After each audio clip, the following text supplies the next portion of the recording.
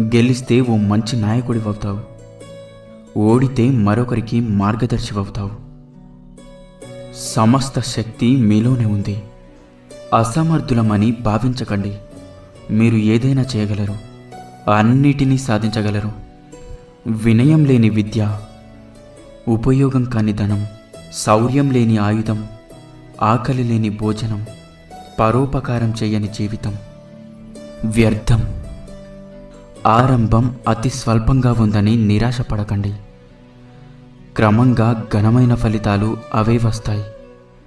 సాహసంగా పనిచేయండి. నిరంతరం వెలిగే సూర్యుని చూసి చీకటి భయపడుతుంది. అలాగే నిత్యం పనిచేసే శ్రామికుడిని చూసి ఓటమి భయపడుతుంది. ప్రేమ, నిజాయితీ, అలాగే పవిత్రత